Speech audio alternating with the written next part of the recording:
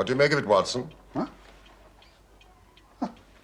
Believe you got eyes in the back of your head, Holmes. Well, I have a well-polished coffee pot in front of me. Mrs. Hudson said it was left last night while we were out. What do you make of it? Ah. Well, his name, at least, we know. I think Dr. Mortimer is a successful, elderly medical man. Well esteemed, since those who know him gave him this mark of their appreciation. Yeah. I think he's a country practitioner, does a good deal of visiting on foot. Friends of CCH. Hmm. I should guess that to be the local hunt. Oh, bravo. Bravo, Watson. You know, I am bound to say you habitually underrate your abilities. Hmm. It may be that you are not yourself luminous, but you are a conductor of light. Some people without possessing genius have a remarkable power for stimulating it. I confess that, my dear fellow, I am very much in your debt. Thank you. But I am afraid that most of your conclusions were erroneous. H. Surely, hospital. CC suggests Charing Cross. I mean, if so, I would postulate a young man, under 30, amiable, absent-minded, unambitious, and the possessor of a dog. Can I see the stick? What? Oh. Thank you.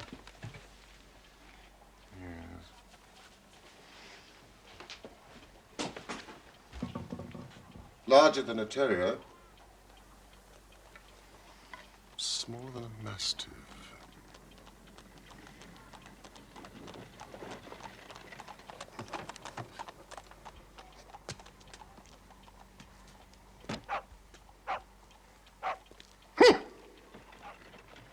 I was right. A curly-haired spaniel. Oh. Dr. Mortimer? Thank you, sir. Thank you. I wasn't sure whether I'd left it here or at the shipping office. The SS Gibraltar UC docks today at Tilbury. Ah. You interest me very much, Mr. Holmes. I'd hardly expected so dolichocephalic a skull or such well-marked supraorbital development. Would you have any objection to my running my finger along your parietal fissure? Please, Dr. Mortimer. A cast of your skull, sir, until the original becomes available. It is not my intention to be fulsome, but I confess, I covet your skull. Behave and sit down, Dr. Mortimer. That's what? Yes. Good boy. Well, I presume that it was not your phrenological passion which drew you to Baker Street. Unfortunately, it was not, sir. Spot? I have here the statement of a certain legend which runs in the Baskerville family. Baskerville? Yeah, I'm an executor of Sir Charles Baskerville's will and found it amongst his papers. It concerns Hugo de Baskerville, who was lord of the manor at Grimpen on Dartmoor. Dartmoor? Some 200 years ago. The document is somewhat later. Learn then from this story to be circumspect in the future. For those foul passions whereby our family have suffered may not be loosed again to our culpable ruin. 8th of November, 1742 is an intriguing preamble. I read of Sir Charles Baskerville's death. From a medical point of view, it was a poorly informed article. No, thank you. He died of dyspnea and cardiac exhaustion. Were the conditions linked or were they parallel? Oh, they were linked, in my opinion. There was some facial distortion. Caused by the cardiac pain, presumably. Yes. You sound doubtful. It was not merely facial distortion. Well, in the year 1692, Hugo de Baskerville abducted a young girl. But she escaped across the moor at night, cursing. He unkennelled his pack of hounds and hunted her down like a wild animal. When his three drunken companions followed, they found the girl in a deep dip or goyal, dead from fear and fatigue. They had also confronted the cause of her death, a huge, demonic hound. Even as they looked, the hound tore the throat out of Hugo de Baskerville. One companion died that very night of what he saw, and the other twain were broken men for the rest of their days. This hound is supposed to have haunted the family since then, to the general misfortune of the line. Well, this may appeal to your lurid taste in fiction, Watson. It's a fairy tale, sir. Well, of course, Mr. Holmes. But fairy tales would not survive without a kernel of truth, huh? On the night Sir Charles died, I arrived at Baskerville Hall at first light.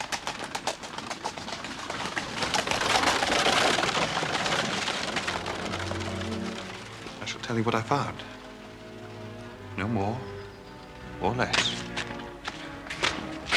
Wait, please, sir. I had been concerned about him for some time. He had become obsessed with the legend of the Hound. He's by the summer house. He believed he had heard the Hound itself upon the moors, even believed he had seen it.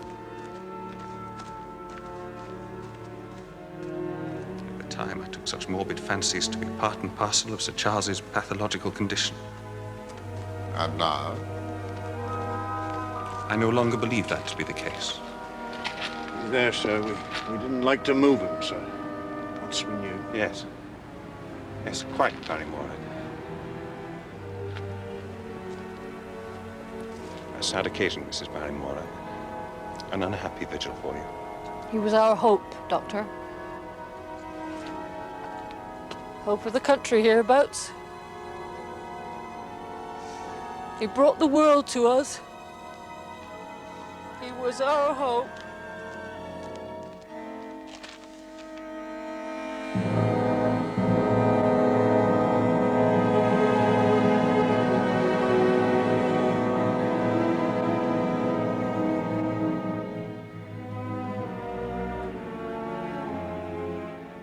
Before Sir Charles ran up the alley, he had evidently stood at the gate for at least 10 minutes. How do you know that? The ash had dropped twice from his cigar, and there were also 3 spent matches. Press me, Dr. Mortimer. Was there anything else? Yes. Footprints? A man or a woman's? Mr. Holmes. They were the footprints of a gigantic hound. Several people have seen a creature upon the moor, a huge creature, ghastly, spectral. I've cross-examined 2 of them, hard-headed countrymen both, and their stories tally. I want you to advise me what I should do with Sir Henry Baskerville. Henry Baskerville has spent his life in America. He has come over on the SS Gibraltar. Send them direct to Baskerville. Very good. It's been a pleasure having you aboard, Sir Henry. Sir Henry. I still haven't gotten used to that title. Is there any other claimant upon Sir Charles's estate? None. His youngest brother, Roger, died in Central America of yellow fever some 30 years ago. Northumberland Hotel, Northumberland Avenue. Sir Henry is the last of the Baskervilles.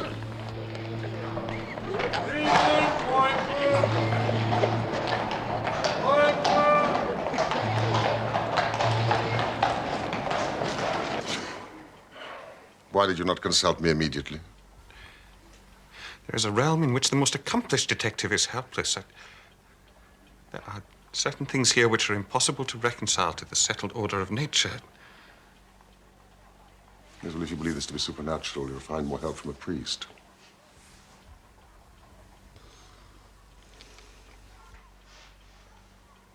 No.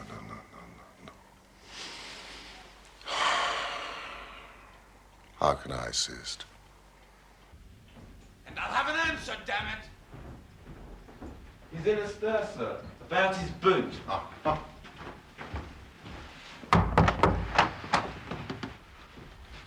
By thunder, if that fellow can't find my old black boot. Surely it was a new brown boot. No. Last night, they took one of the brown ones. Today, they've sneaked one of the black. I'm sorry, Mortimer. I'm sorry to trouble you with this nonsense, but this is a first-class hotel, damn it. Oh. Hello. Mr. Sherlock Holmes at your service. I think it is worth troubling about, as a matter of fact. You do? Why? Because it's inexplicable. Good. That's good.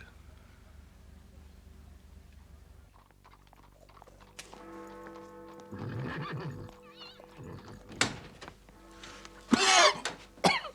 God. Have you got a cold, Watson? Oh, it's this poisonous atmosphere. This is a bit thick, I suppose. Thick. It's intolerable.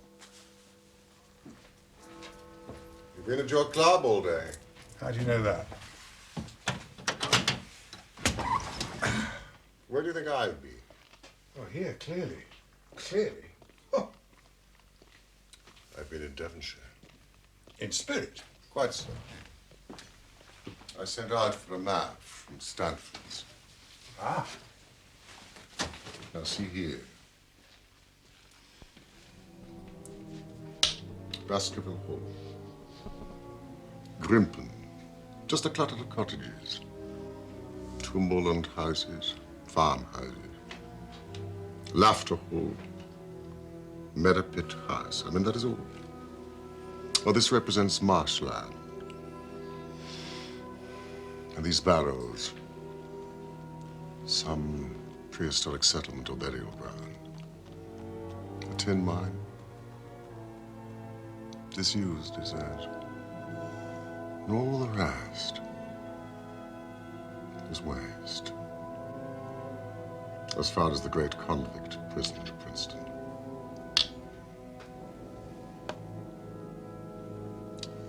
It is a worthy setting if the devil did decide to dabble in the affairs of man. Then you yourself are inclining towards a supernatural explanation.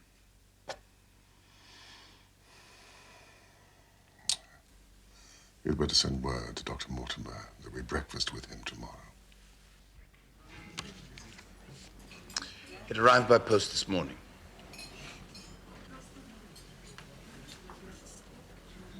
So you think out little puzzles, Mr. Holmes. This one wants more thinking than I'm able to give it. Very suggestive. Yes. A joke is like, it's not? So, Mr. Henry, has anything interesting happened to you since you've been in London? No, I don't think so. Have you been followed? What? I seem to have walked right into a dime novel. Why should anyone follow me? That letter was delivered to the hotel. You are being followed, sir. If you value your life or your reason, keep away from the moor. Now, the issue I suggest is whether it constitutes a friendly or an unfriendly warning. That is surely impossible to determine. Now, there are various features which may help us. The envelope, for example, if somewhat crumpled, is presentable. Its contents, mostly, are not. The letter has been torn neatly enough along a fold. And the leader article in the Times, the Lady Bourgeois print, is unmistakable, has been chosen from which to cut the message. But the message is awkwardly cut, with inappropriate short-bladed scissors. And the gluing of the print to the paper is smudged and misaligned. Mercy.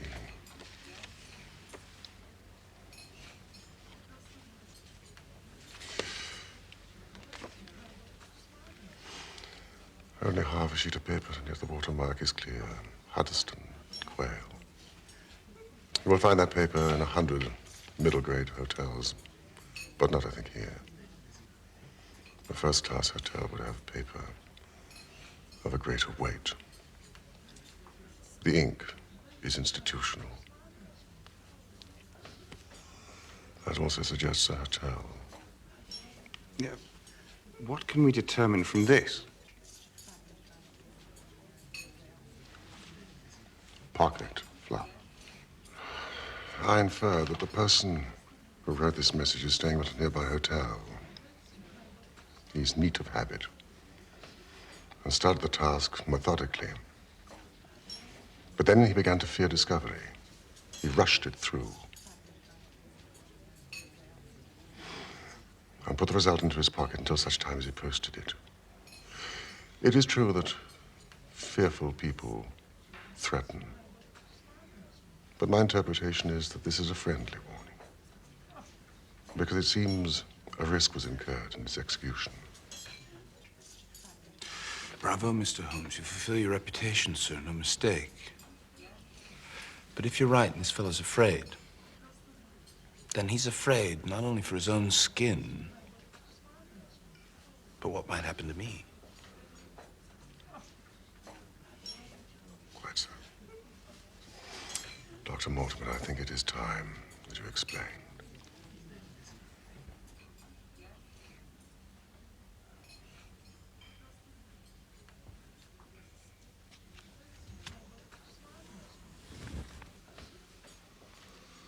Well, now you know the facts, Sir Henry. The question is whether or not you should go to Dot. There's no devil in hell, nor no man on this earth who's going to prevent me from going to the home of my own people. Then we must see how we can mitigate the danger. You really believe there's danger? I think that if there is, then it is considerable. You certainly cannot go alone. Dr. Mortimer returns with me. He has his practice, and he lives many miles distant. You'll come yourself? I have to stay in London, a blackmail case. I recommend my friend Watson.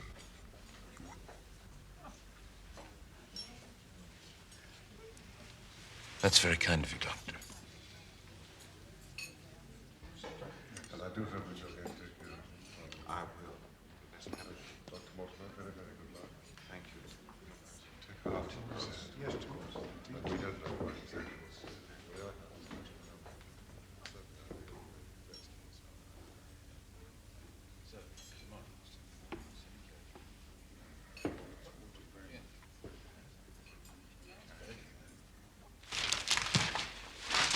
What's...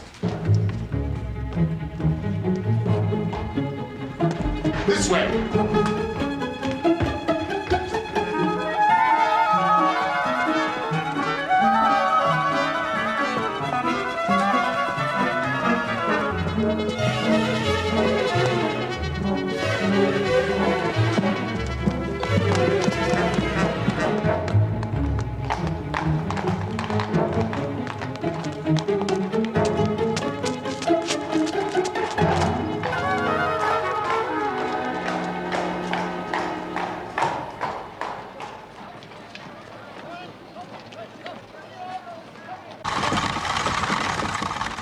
Who was that man?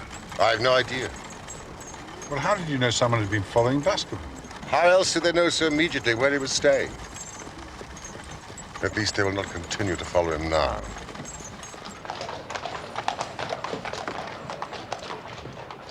When a crisis comes, Watson, and it will, report to me.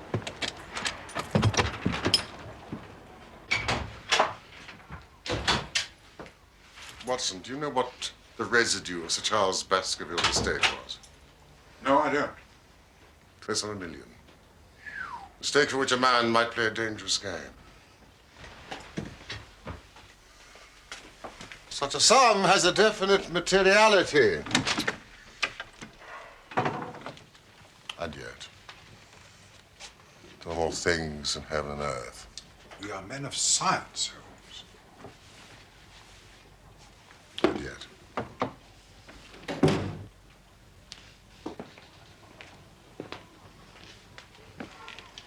It's an ugly, dangerous business, Watson. Believe me, I shall be very glad to have you back safe and sound in Baker Street once more.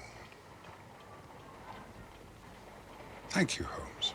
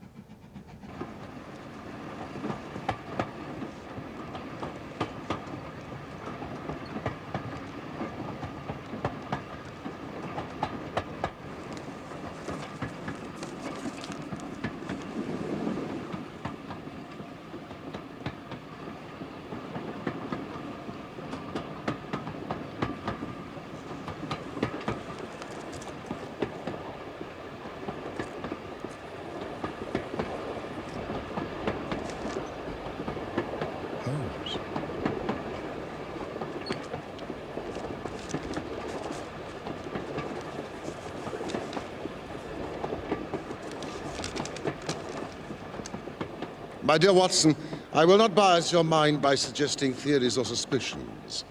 Simply report facts to me in the fullest possible manner. Concentrate your attention upon the following.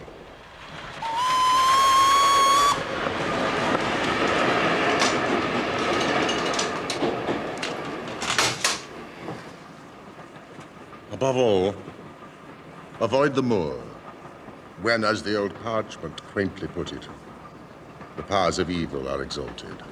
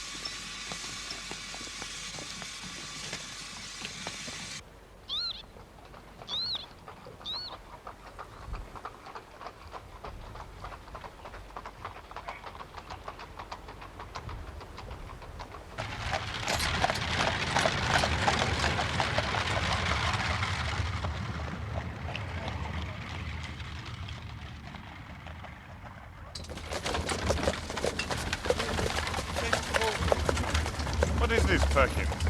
Convict, escaped from Princetown, sir. Out 3 days now. Been watching all over. They ain't seen no sign of him. Farmers don't like it. Who is he? Selden, the Notting Hill murderer. Folk are locking their doors, I can tell you. What'd the man do? He murdered a whole family. With such savagery, they deemed him insane.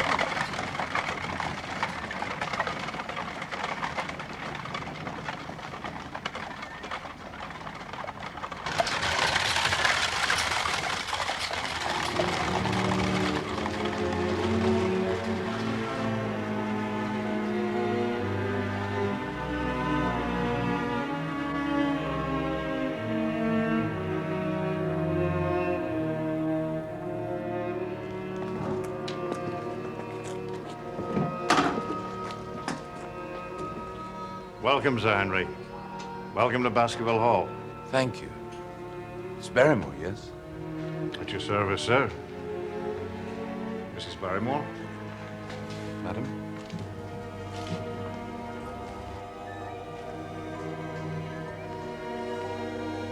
If I can be of service, do not hesitate to send for me, day or night.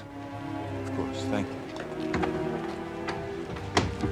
Walk on. This way, Sir Henry.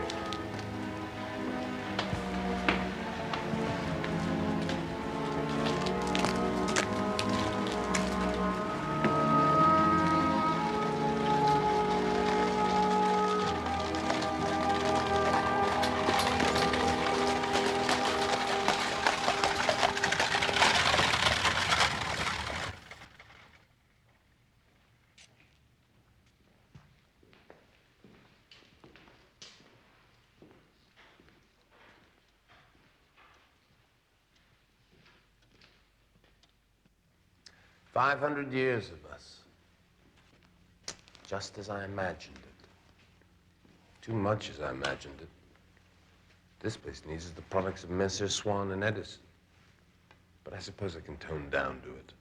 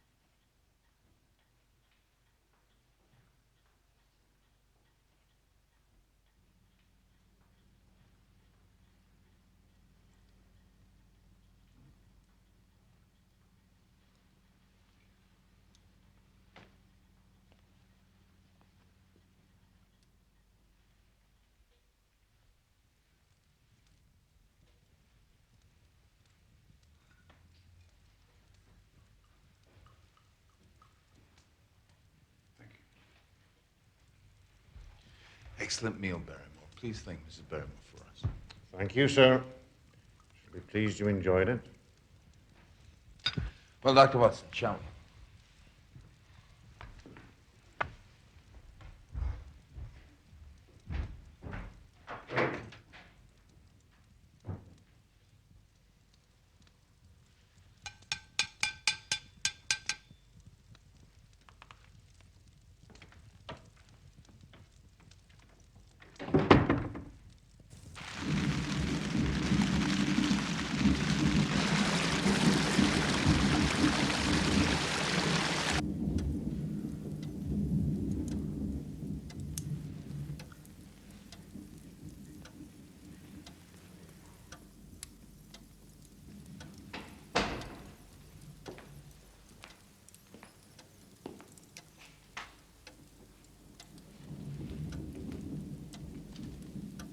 Sir. Barrymore. What is it?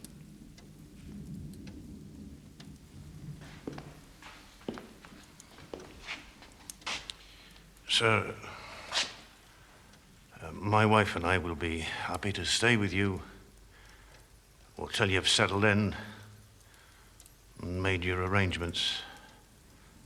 But your family's been with us for generations. Sorry to start my life here, breaking an old family connection. Thank you, sir. My wife and I were much attached to Sir Charles, and his death. We feel that nothing can be. We feel we shall never be easy here at the Hall, sir.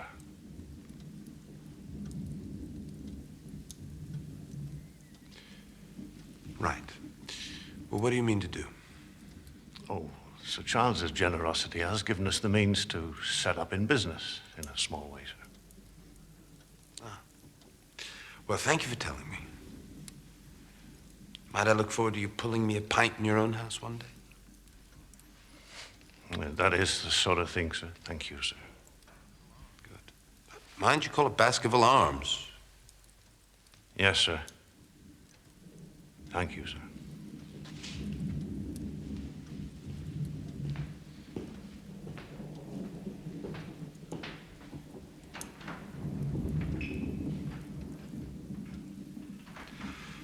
That man is frightened.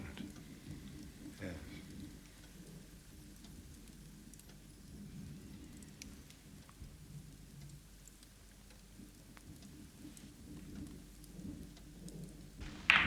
Sure.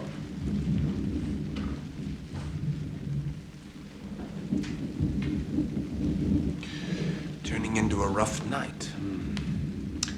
I shall walk over to the post office at Grimpen in the morning. Ah. I'm sorry, but Holmes asked me not to let you leave the house without... Doctor, this shall take care of any dog that I may meet in your absence. even armed. All right. Tomorrow morning she'll find me at home. I'm safe at home, am I? Well, that's what Holmes believes.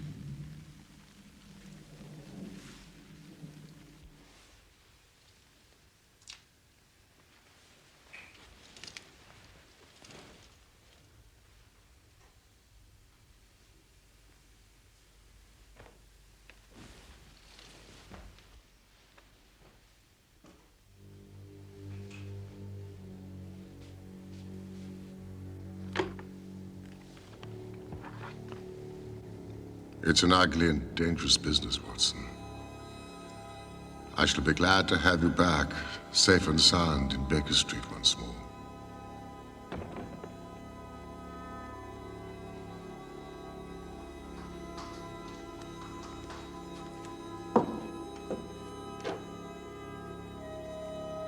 It's a realm in which the most accomplished detective is helpless. There are certain things here which are impossible to reconcile to the settled order of nature.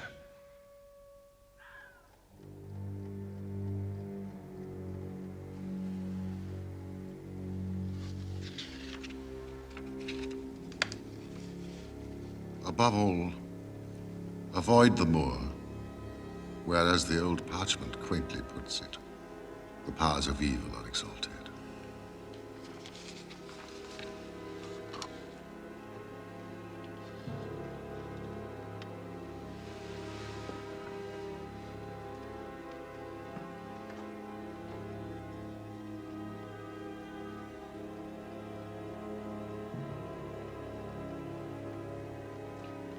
Do you know what the residue of Sir Charles Baskervilles' estate was?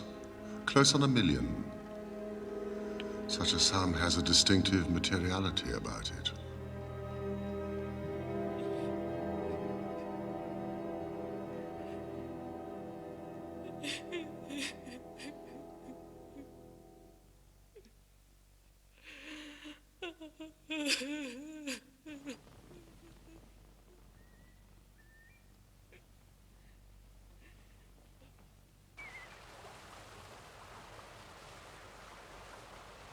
Good morning. How are you today? Oh, very well, thank you. Here we are. Thank you, sir. Thank you.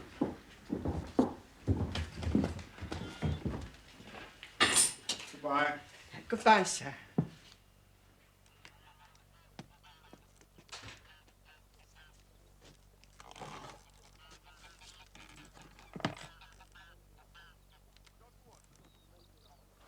Dr. Watson? Excuse my presumption. Dr. Mortimer pointed you out to me. From the window of his surgery as you passed. Oh. Possibly he's told you my name. Stapleton, of Merripit House. Yes, indeed. How do you do? We were concerned. Frankland, Mortimer and I. Concerned? Lest Sir Henry should not come. You know the legend of the fiend Hound. We thought it might seize his imagination just as it seized poor Sir Charles's. How is Mr. Sherlock Holmes? Dr. Watson, you are here. It follows, then, that Mr. Holmes is interested. I'm afraid I cannot answer your question. Well, may I ask if he is going to honor us with a visit himself? He cannot leave town. Other cases engage his attention. I assure you, I'm simply here to visit my friend Sir Henry. I do not need help. I apologize for the intrusion. A moderate walk along this path brings us to Merripit House. I wonder... Well, perhaps you would spare me an hour, Dr. Watson, that I might have the pleasure of introducing you to my sister. But I'm expected back at Baskerville Hall. No, I'm sure an hour will not hurt. Thank you, Mr. Stapleton.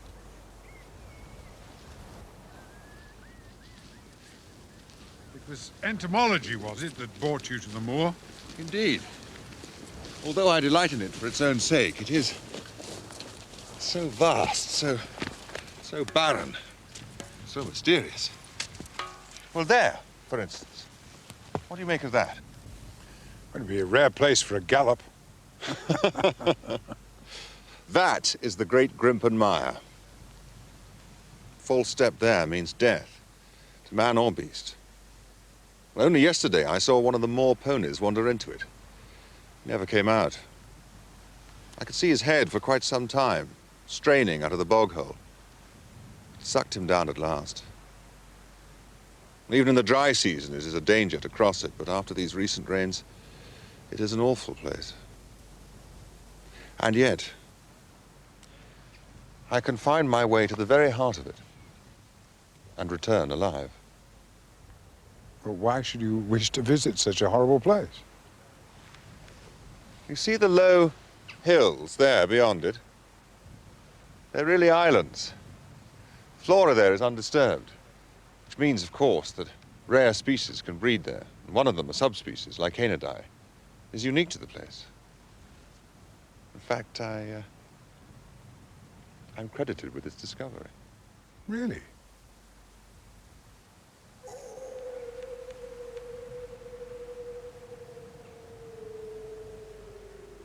The moor is full of noises.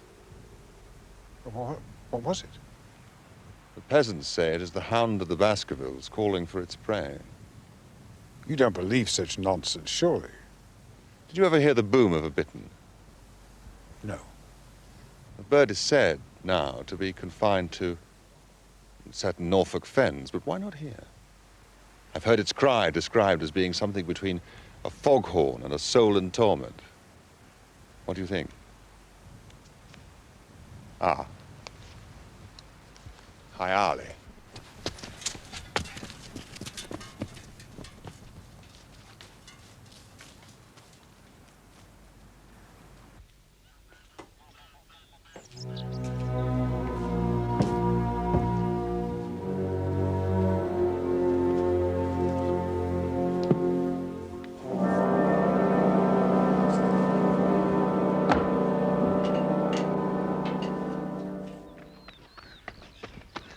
Go back! Go straight to London instantly. For God's sake, do what I ask. Go back and never set foot on the moor again. Shh! My brother is coming. Miss Stapleton? Get away from this place at all costs. Do you see that orchid? Yes, I do. It's a pity you came so late. Our best orchids are nearly over. Jack! You have introduced yourselves, I see. Yes. I was telling Sir Henry it's a pity he has missed the beauties of the moor. Oh, were I Sir Henry, Miss Stapleton, I'm sure I would not miss your beauty, but I'm afraid I am not. Sir Henry, that is. Merely his friend, my Dr. John Watson at your service. Did you catch your butterfly? No. Harley flies like a witch, I'm afraid. Ah, there. Oh, yes. You must forgive and forget my foolish outburst, Dr. Watson. I cannot forget, Miss Stapleton. You must! Sir Henry is my friend. His welfare is a very close concern of mine. Tell me why you are so eager that he should return to London. You know the story of the Hound. I do not believe such nonsense. But I do. If you have any influence with Sir Henry, take him away. I fear that unless you can give me more definite information than this, it would be impossible to get him to move. I cannot say anything definite, for I do not know anything definite. Miss Stapleton, I would ask you one more question. If you meant no more than this when you first spoke to me, why were you so eager that your brother should not overhear what you said? There is nothing to which he or anybody else could object. My brother is very anxious to have the hall inhabited. He thinks it's for the good of the poor folk upon the moor. He would be very angry if he knew I had said anything which might induce Sir Henry to go away.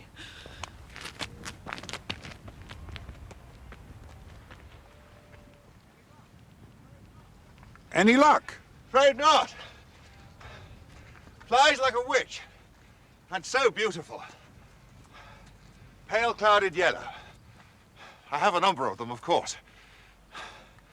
I must show you my collection.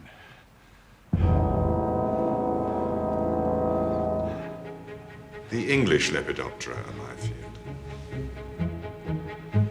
I have made a particular study of those insects which inhabit the margins of heath and marsh.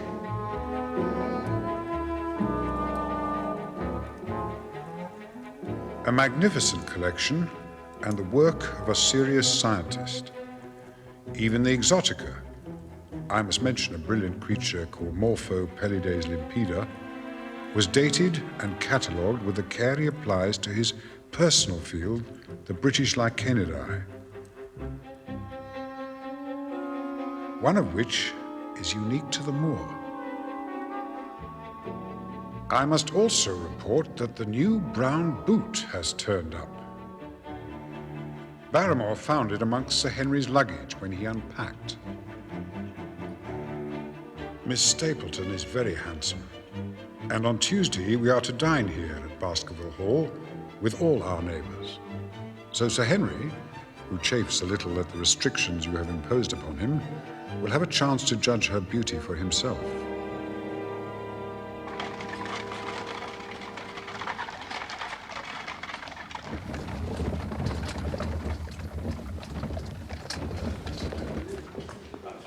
We are also to meet Dr. Mortimer's wife, and the old vicar of Grimpen, who is very shy, they say. And Mr. Franklin, an amateur astronomer of some note, who has a reputation of being litigious to a fault. A red letter day. Law is law, and I mean to teach them. I have established a right-of-way slap through the middle of old Middleton's Park. Case decided today. We must teach these magnates they cannot ride roughshod over the rights of commoners. Case decided today. Today, Mr. Franklin. Today, sir. Why do you ask? They're saying in Fernworthy that you've had the wood there closed to the villagers. Also today. A red letter day, as I said. True, sir. I shall be burnt in effigy tonight in Fernworthy, but I have the case against them. Infernal people seem to think there are no rights of property. They can swarm where they like with their picnic papers and bottles. But why should they complain? No one goes to the wood now. They have to cross the moor to get to it. No one will cross the moor. And why is that, sir? You've surely heard. The Hound walks abroad upon the moor. The Hound of the Baskervilles, Sir Henry. I've heard. Is it a phenomenon you believe in yourself, Mr. Franklin? Ask the vicar. Astronomic and forensic matters are my domain. Demonic matters are his. Is it a hound of hell, vicar? Or what? Yes. An interesting question. Whatever it is that has been seen, it is undoubtedly something. Our farrier, Thomas Chubb, is not a man given to visions. And he saw something out there. A dog, he said, but the size of a calf. And I do not think local hysteria is an adequate explanation. Myself. I pray nightly that it remove itself from us, whatever it is, and that we all may sleep the more soundly. Yes. I believe it is Selden the murderer who frightens the folk. In Grimpen, they believe he is still upon the moor. We are too ready to condescend and attribute superstition to these poor people, when they are in fact subject to a natural and sensible fear. Bravo, Miss Stapleton. Bravo. This hellhound's existence would not survive a court of law. Mere hearsay. Bring the thing before the bench in the full blaze of jurisprudence, say I, then I will believe in it.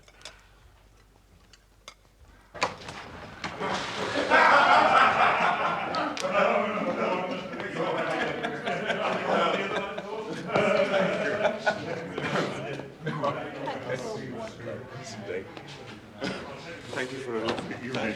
Good night, Doctor. Very nice to see you. Very good to see you.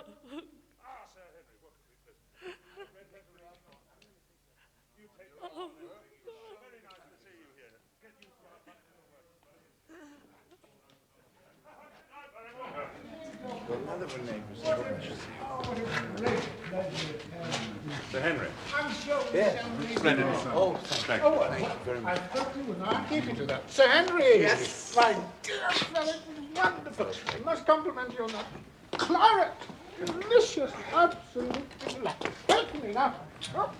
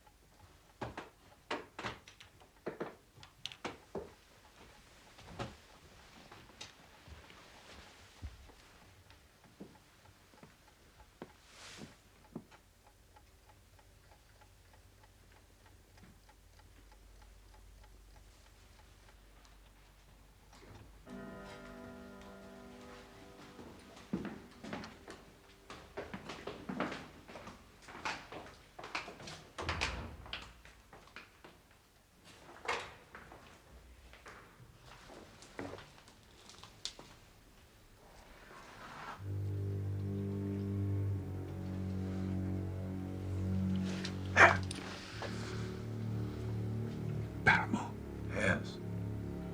It's been there half an hour.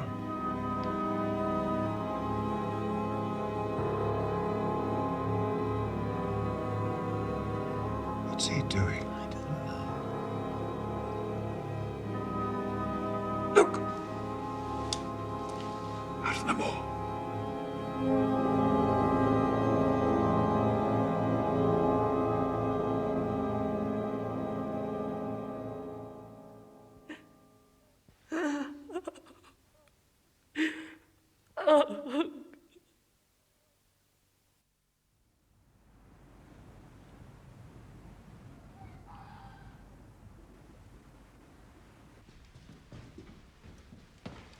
It was adamant, Sir Henry.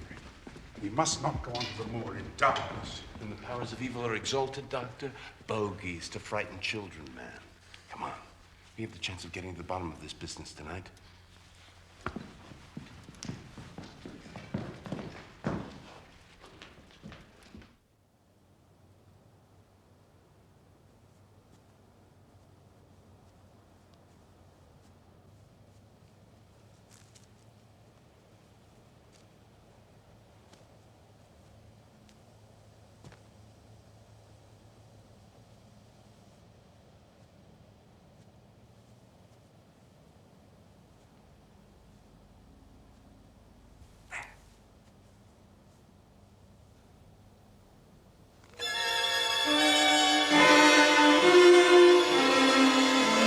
Watch it!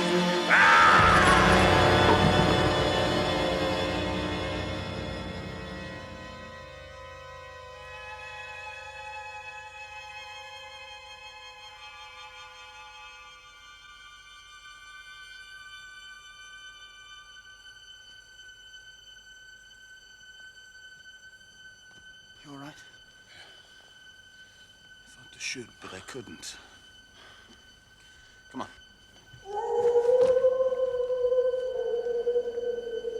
My God.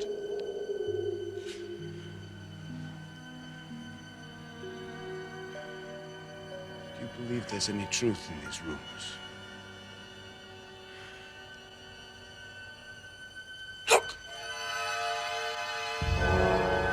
Listen. Barrymore? It's not seldom, at any rate.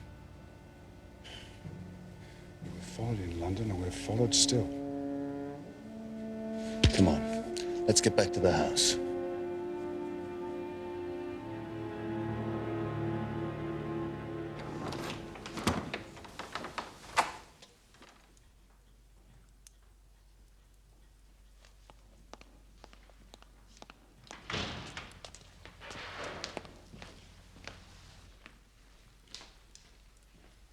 What's this all about, Barrymore?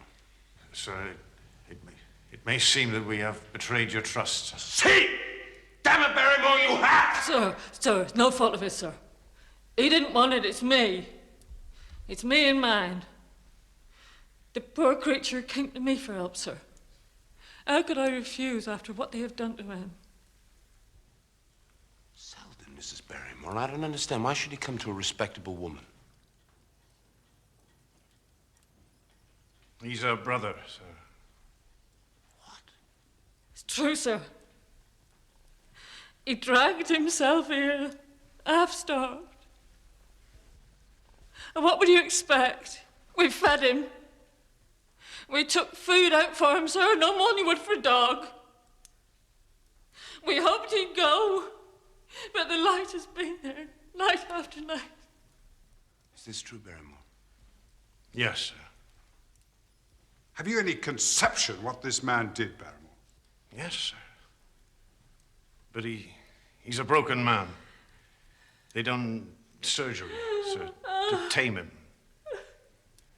He's like a child, sir.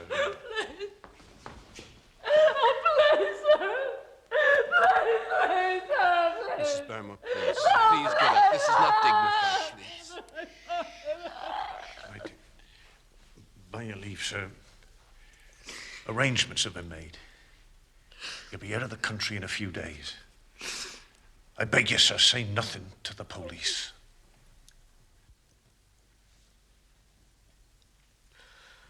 What do you think, Doctor? You say he's harmless now, Barrymore. Yet he threw a rock at us. As a child might throw stones, sir. The murderer's heart has gone out of him. He's but a frightening baby now, sir. This is an apt description. He will be harmless.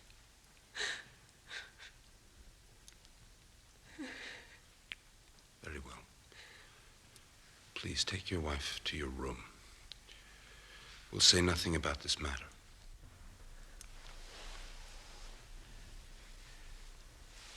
Thank you, sir.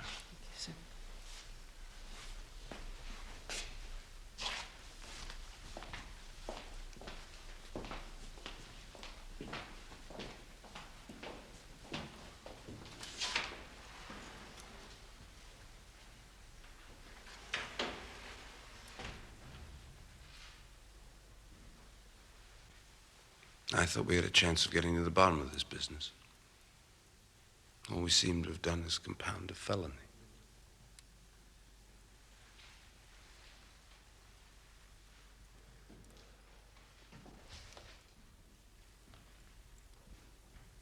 I'm glad, though, that you heard that sound on the moor.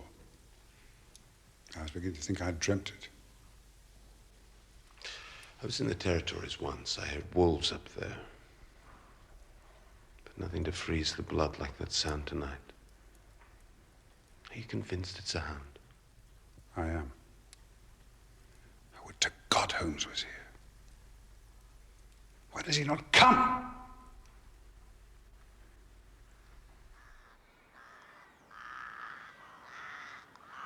And yet, Holmes, when daylight and birdsong return, the black imaginings of the night evaporate. Even Dr. Mortimer's assiduous visits, accompanied as they are by constant talk of bones, our mortal residue, fail to sour the beauties of the moor in autumn.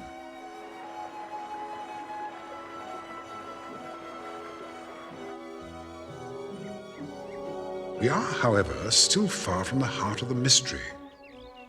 The question which most persistently nags at me is, who was the man on the tor? With his identity known, I feel we should have the key to this fatal riddle within our grasp. This is a rather nice piece of cloth. I picked this up in Baltimore, but I never wear it. Meanwhile, I have discovered a streak of amiable tender-heartedness in my host. Oh, this. So guilty did he feel at nearly shooting his servant's murderous brother-in-law that he has given Barrymore many of his excellent American clothes. Determined, as he now is, to play the role of English squire in dress as in anything else. Much too American. I'm turning over a new leaf. You take it. Thank you kindly, sir.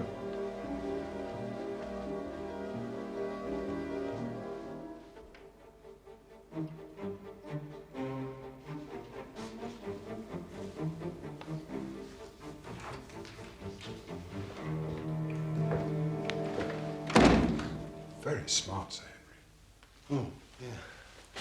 Well, I'm going to stroll over to Maripet House. I thought I'd invite Stapleton and his sister, rather, I should say, Miss Stapleton and her brother to luncheon on Monday. Well, I know you won't want me to come with you there, but Holmes insisted that... Now, look here, my friend. Holmes could not have foreseen certain developments. You'd make a very civil gooseberry, but no. I'm afraid I have to go alone.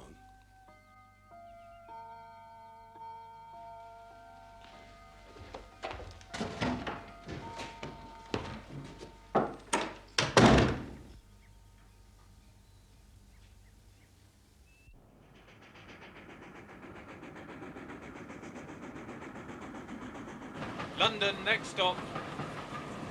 London, next stop.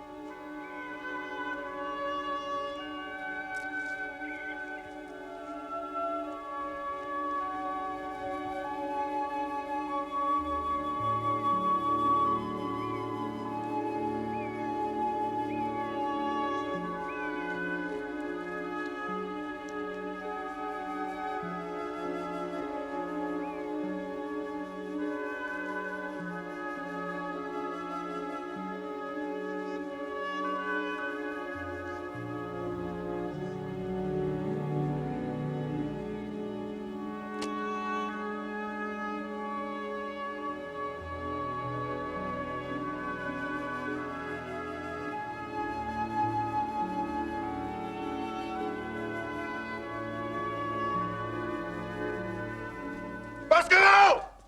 Baskerville! How dare you, sir? Make advances to my sister in such a fashion. Jack! I'm sure the lady gave you no reason to presume upon her good intentions. We welcome you into our circle, sir. And you repay the hospitality by forcing your disgusting attentions upon her. No, but I assure you, sir, my intentions Away, are sir! honorable. Away to the hall! Beryl!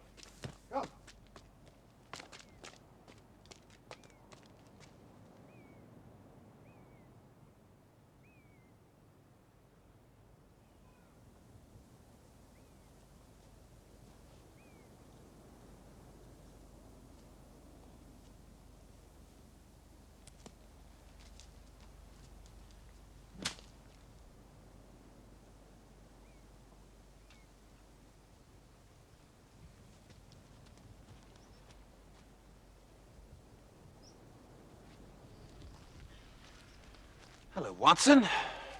Where have you dropped from? I took it upon myself to follow you. I'm afraid my duty to Holmes overrode my tact. I see. Well, I hope they're not selling tickets in Grimpen. I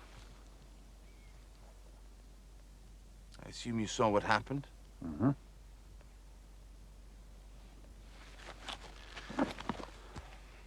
Did he ever strike you as a bit crazy, this brother of hers? Not particularly. Oh, well, he does me. What's he getting so heated about? What objection can he have to me as a brother-in-law? I mean, he can't object to my worldly position, so... It's gotta be me myself. Oh, I don't know. Do you see it? Not at all. No, me. Oh, thanks. He won't let us be together, not for a moment. You must realize... I don't understand. There's a light in her eyes. that speaks louder than words. I know it. I know it in my heart. But he treats me as if I was a mad seducer in an old melodrama. Oh, it's absurd. Perhaps. What? I was just thinking that this business with the Hound and the family curse and so on, if Stapleton partly believes it's true, perhaps he might want his sister not to be... Yes, I know. Just till the business is resolved.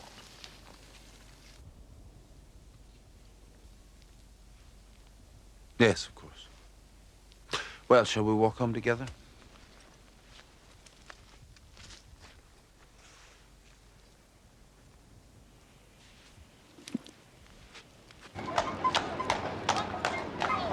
The Royal Observatory, please.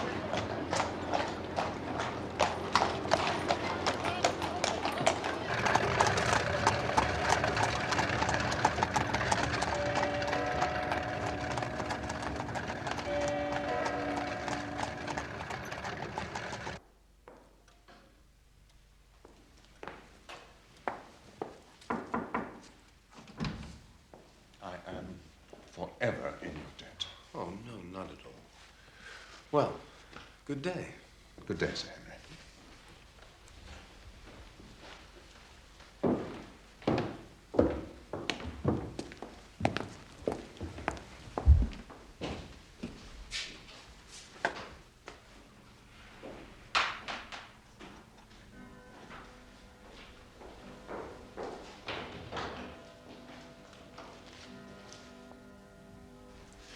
Well, well.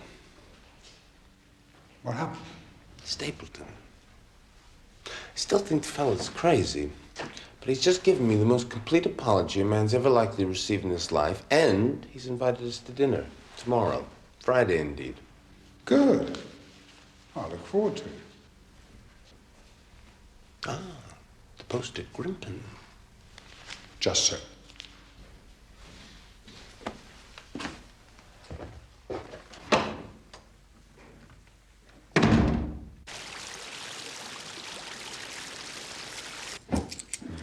Thank you, sir.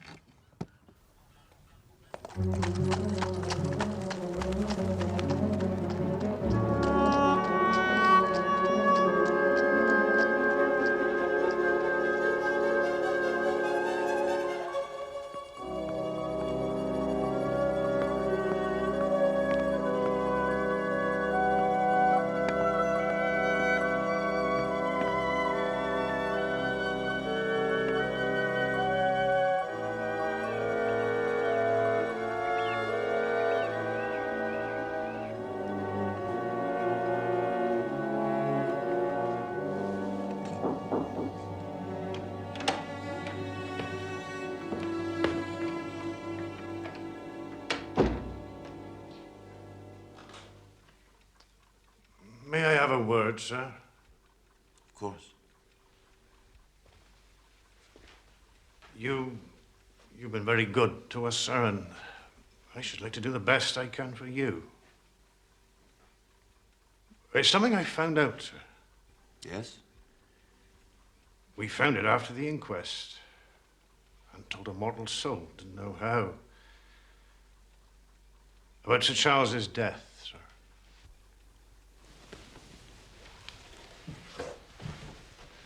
You know how he died? No, sir. Well, what then?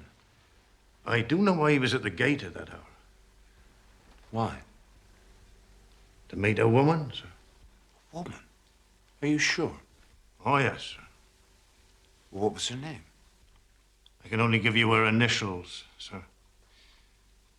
Yes, 'twas something my wife found. She was cleaning out this very room, Sir Charles's study, sir, and in the grate there she found this scrap of paper. Oh, 'twas all burnt, but well, it could still be read. from the shine in the writing, if you know what I mean, sir. Of course, I understand. Please go on.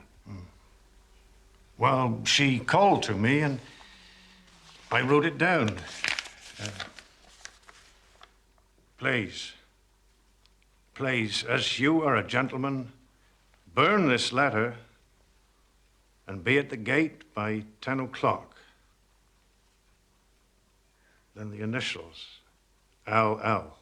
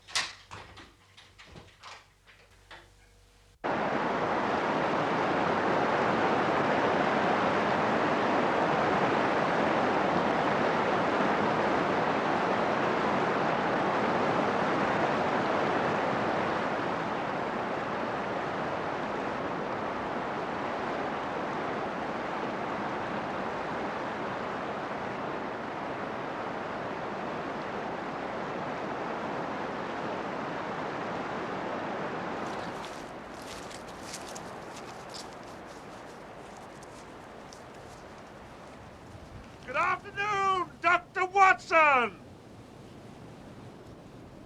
Mr. Franklin? Come along up! I shall order you tea. Thank you. You're here to solve the Baskerville mystery, are you not? Well, I have a telescope. I see things on the moor. Surely you should know about them.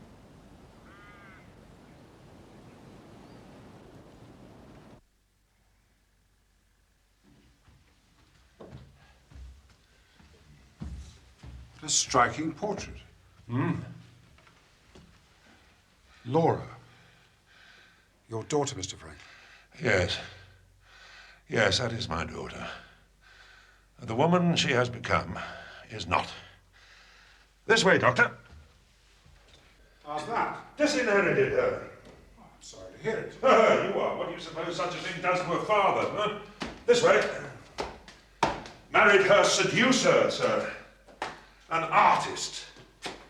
So-called. Not that artist. That artist earned his living. Her artist was too grand to earn his living. Artist? Wastrel. Lyons. Fellow called Lyons.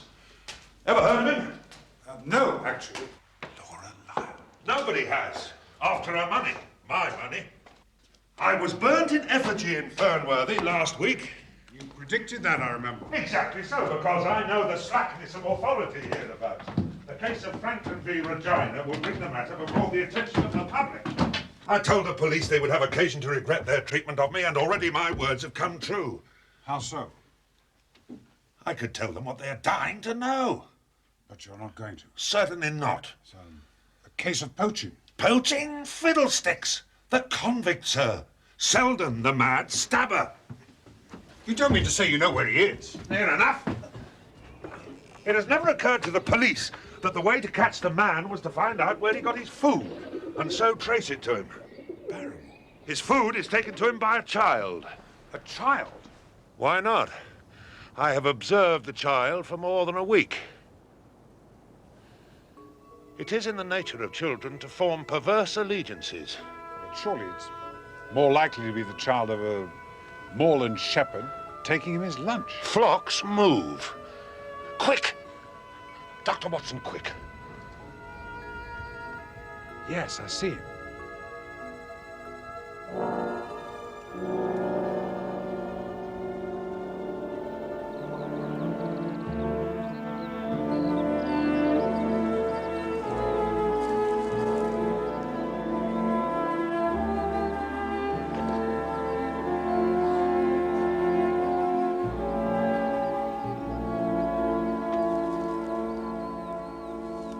Dr. Mortimer!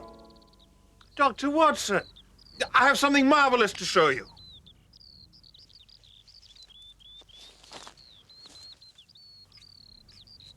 Isn't it beautiful? Splendid. The most complete of its kind I've yet found.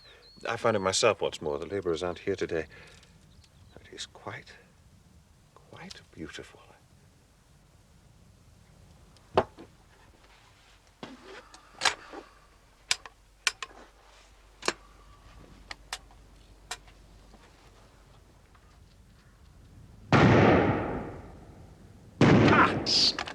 If there's one animal on this planet which I cannot abide, it is a rabbit. Really? Rabbit's burrow. Have you any conception of what a family of rabbits can do to the chronology of a dig in a single night? You are on your way to the necropolis. I could show you round if you like. The necropolis? Most people think it a Neolithic village, but I have reason to believe it a burial ground. Some most interesting features. Ah, I should be glad of your company. There's someone bivouacked near there. Who is it? It's the man who's been at Sir Henry's heels since he landed here. I can't think his motives are benevolent. So, if you come, I should be obliged if you bring that gun you handle so well. There may be some danger. If there's to be danger, then 2 guns will be better than 1. Yes. Do you know Laura Lyons? Old Franklin's daughter. Yes, she's a patient of mine. She lives in Coombe Tracy. He's cut her off, you know, without a penny. Do you know if she was acquainted with Sir Charles? It's possible. After her marriage went wrong, she was able to set up for herself in a small way. As a typist, Sir Charles may have made that possible. He was a man who fostered many good causes. She may have been one of them. What sort of a painter was Lyons? Oh, brilliant.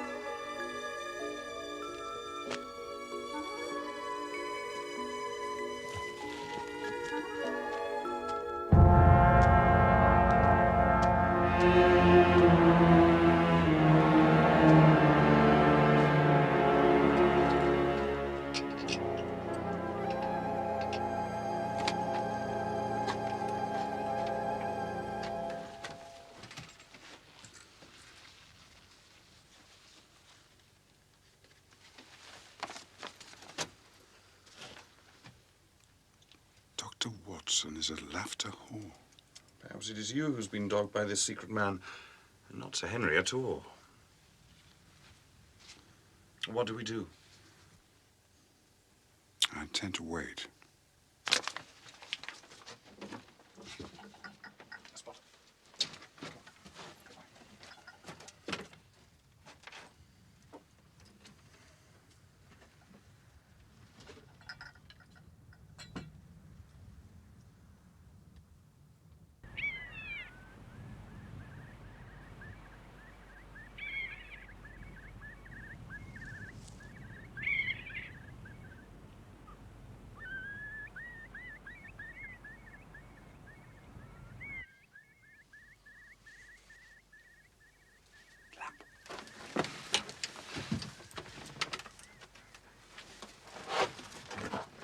It's a lovely evening, Doctor. I really think you would be more comfortable outside than in. When I see a cigarette stub marked Bradley, Oxford Street, I know my friend Watson is in the neighborhood. Be careful with that gun. I thought you were in Baker Street, working out that case of blackmail. That is what I wished you to think.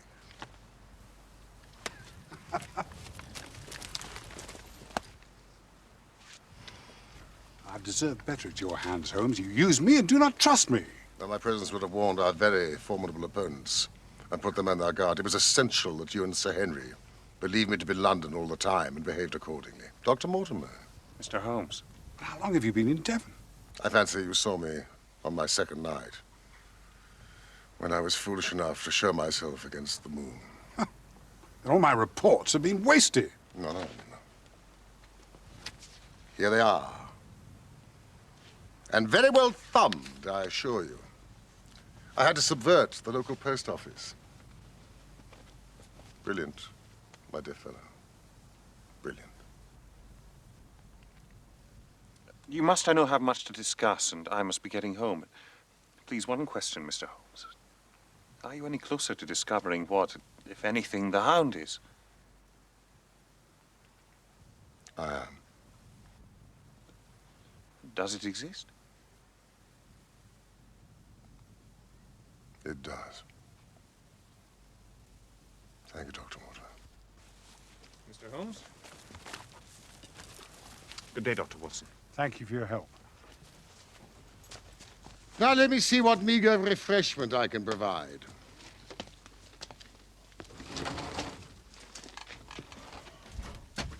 Cartwright, the little chap from the express office. I brought him down with me to look after my simple wants.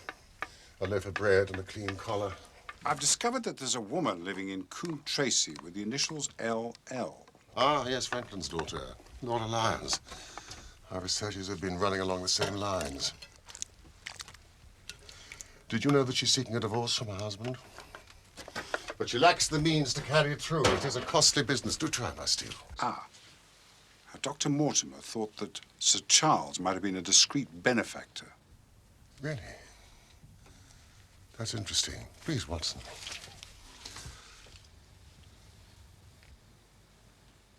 It's quite disgusting, Holmes. Yes, it is. Well, it's better when it's hot. Did you know there was a close intimacy between Laura Lyons and the entomologist, Stapleton? No, I did not.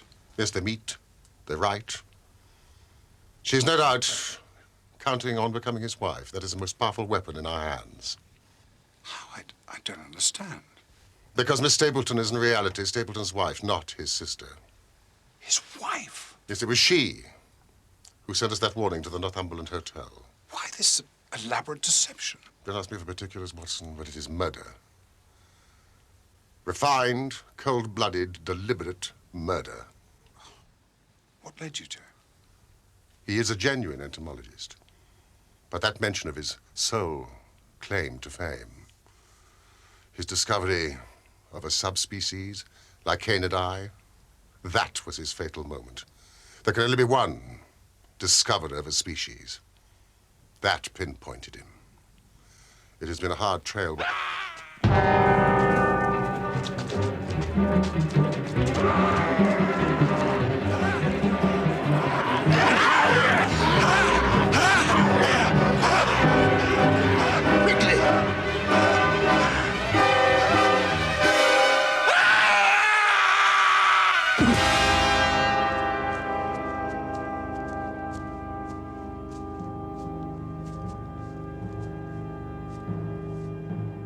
It's Sir Henry.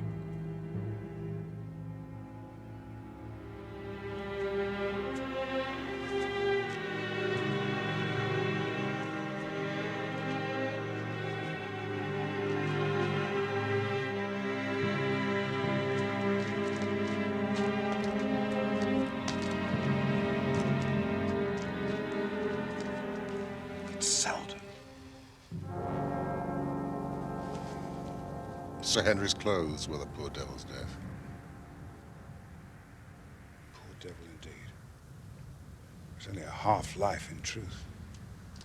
No one must know for the moment. We must hide the body.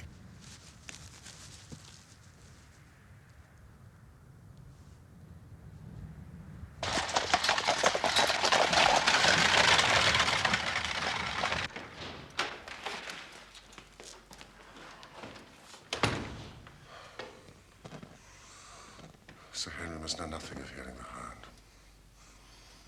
He'll have a better nerve for the ordeal he must undergo tomorrow.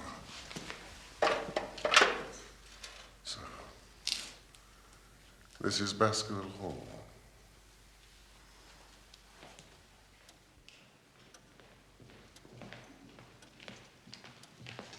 One moment, Wilson.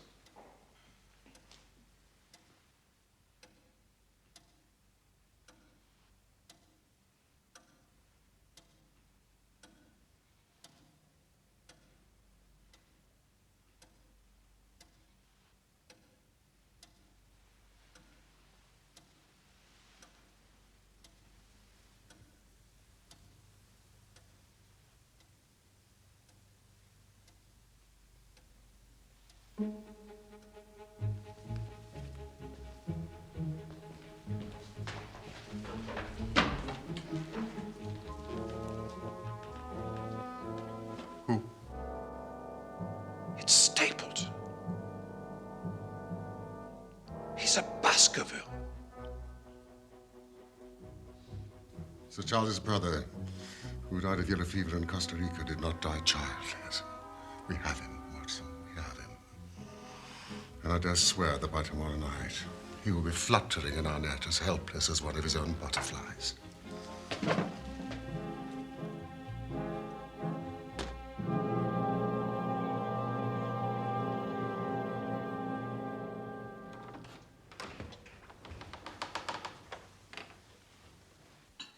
I fear that Watson and I must go to London. London? I think we will be more useful there at this present juncture.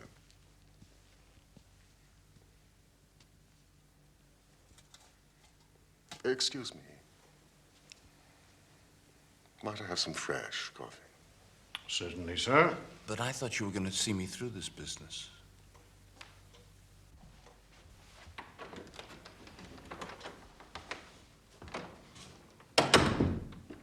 Trust me, my dear fellow. I do. Tell Stapleton that I would have been happy to come with you, but that urgent business required me to be in town.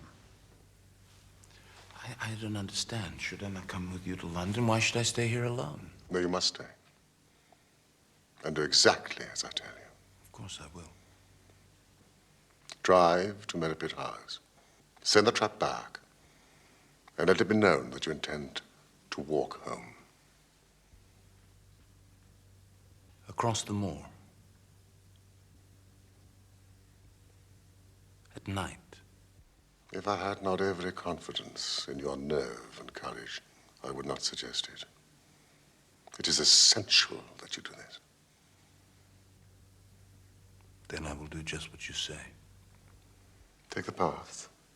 Exactly on the path. From Merripit House to the Grimpen Road. It is your natural way home.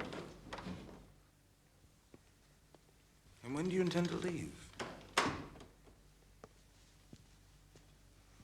Immediately after breakfast. Thank you very much. Sir.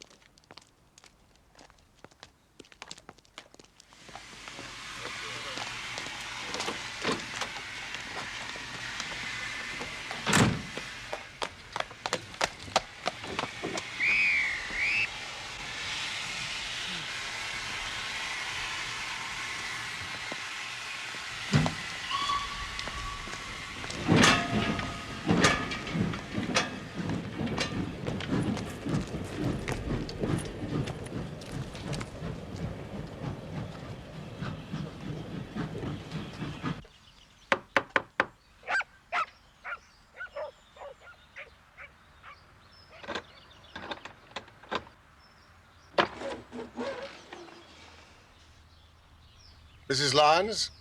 Yes? So,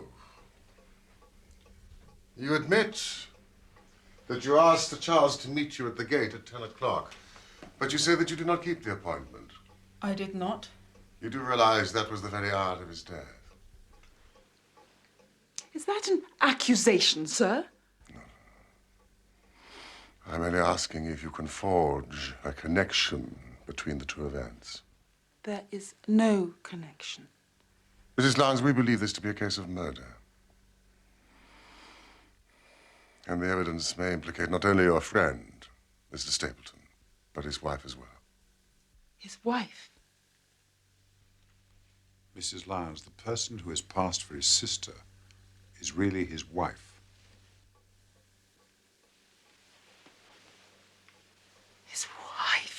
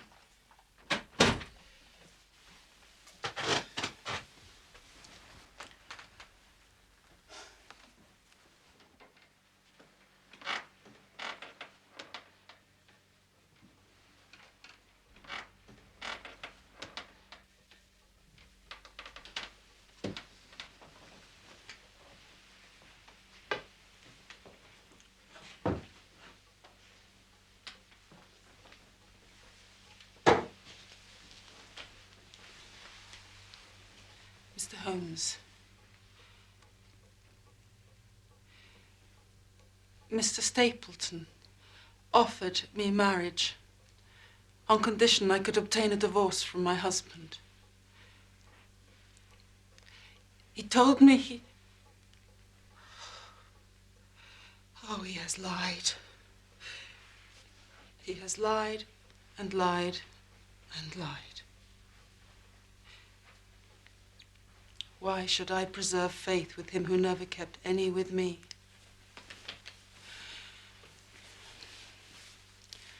Ask me what you will. There is nothing I shall hold back. You have said Sir Charles helped you to set yourself up as a professional typist. Presumably that was after your husband deserted you. Yes. Sir Charles knew my father would not help me. One thing I swear to you. When I wrote the letter, I never dreamed of any harm to the old gentleman who had been my kindest friend. I entirely believe you, madam. And Sir Charles used Stapleton as an intermediary? He did not like to be seen to be doing good. And the letter that you sent to Sir Charles on the day of his death? I needed money for my divorce. I had heard he was leaving for London. And the sending of the letter was suggested by Stapleton? He dictated it. The reason he gave was that Sir Charles would help with the legal expenses of my divorce. And he dissuaded you from keeping the appointment? And swore me to silence concerning it. He said that the death had been a very mysterious one, and that I should certainly be suspected were the facts to become known. He frightened me into silence. You have had a very fortunate escape, Mrs. Lyons. You have been near the edge of the precipice.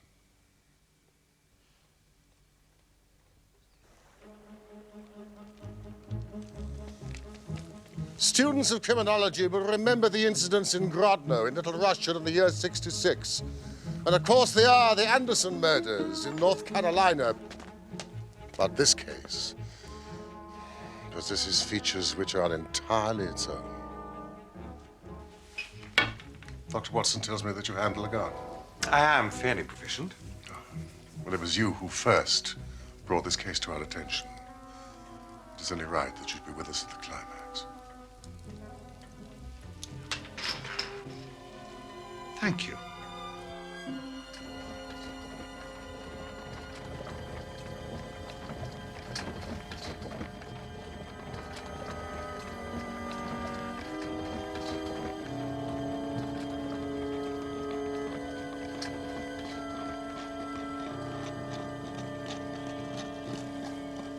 While Dr. Mortimer and I guard the path, you watch the house, Watson.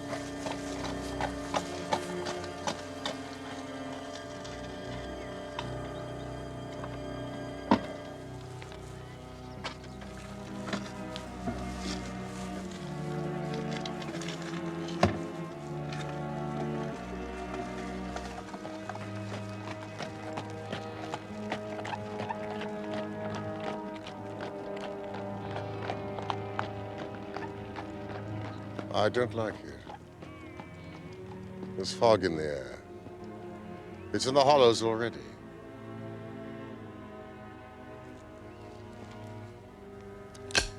Be careful, Watson.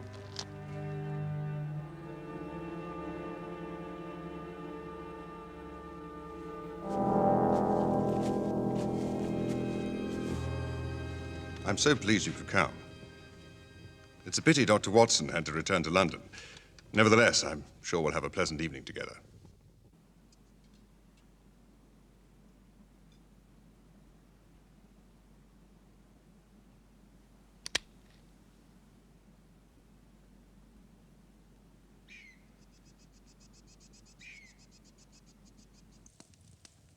If you'd excuse me for a moment, Sir Henry.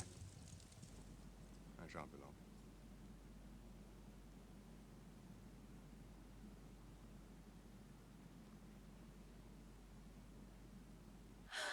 Help!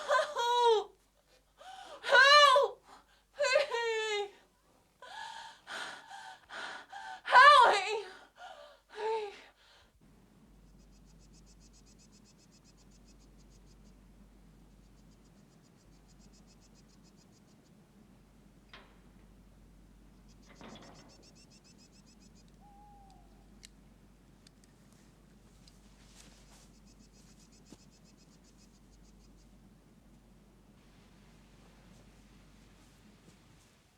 Sir Henry was still inside the house when I left. It's getting late. You say Beryl Stapleton was not there? No. I cannot think where she might be. And there were only 2 places laid for dinner. The fog is getting thicker all the time. Courage, Sir Henry. Brave it.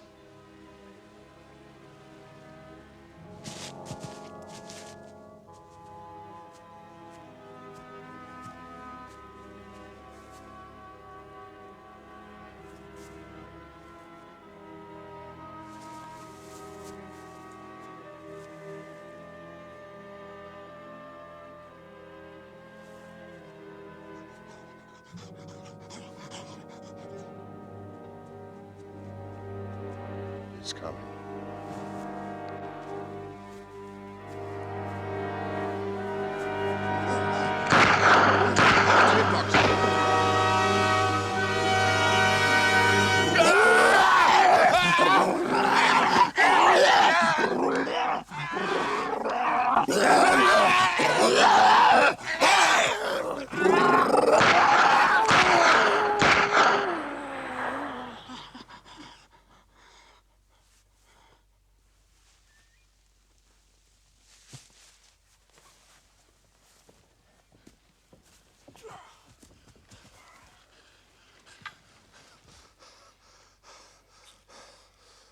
You're a brave man.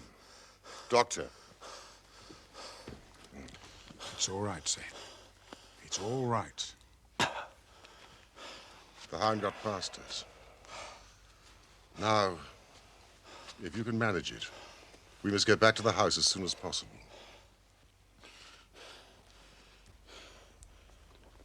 Phosphorus?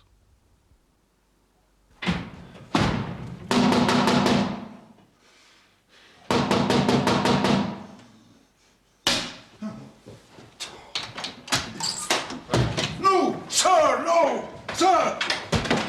I protest, sir! It's outside. Sir, you are not allowed. Watson! Stop, sir, stop!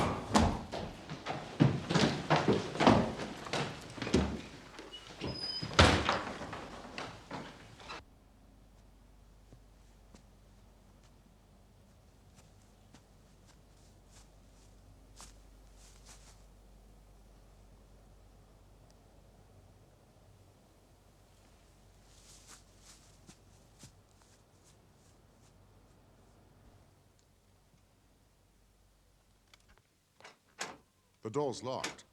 Help! Help me! Help! Please help! In here! Help!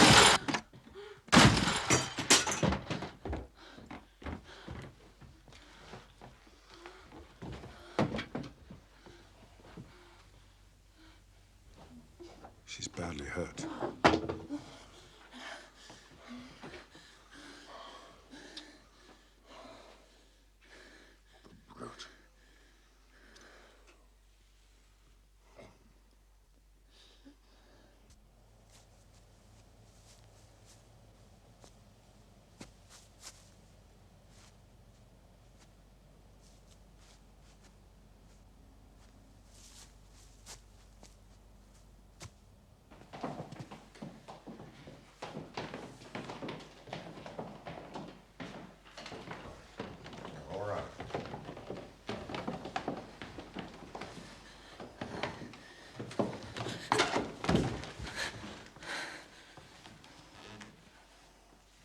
This man loved me.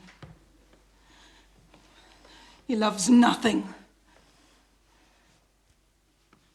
Where is he? The police have... He escaped. He will go to his island in the mire.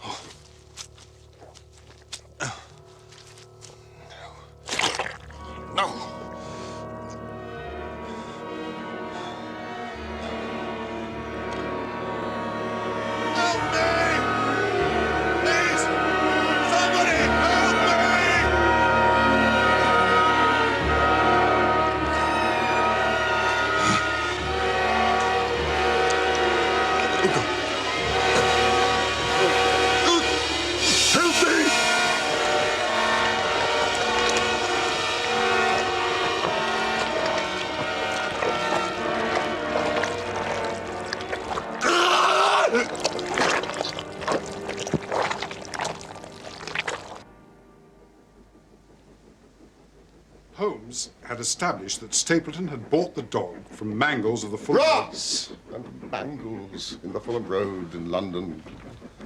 Ross and Mangles of the Fulham Road, London. He took it on the North Devon line and walked a great distance over the moor to his home. As we know, he eventually kennelled it at the heart of the Grimpen Mire. The Grimpen Mire. How on earth did he expect to claim the inheritance if this creature had mauled Sir Henry to death? Mauled.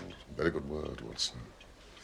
Through intermediaries, Beryl Stapleton said that he intended to return to Central America and conduct his claim upon the estate from the depths of Costa Rica. Having established his identity as a Baskerville through the British authorities there. Of course, he had no interest in the estate. He simply wanted the money. What about the boot? He stole the boot, presumably, to have an article of Sir Henry's clothes, to set the Hound on him. That is why the new boot would not do. Sir Henry had not worn it. Watson, we are late. I have tickets for a Huguenot at Covent Garden. A little dinner at Massini's on the way. Wonderful, Holmes.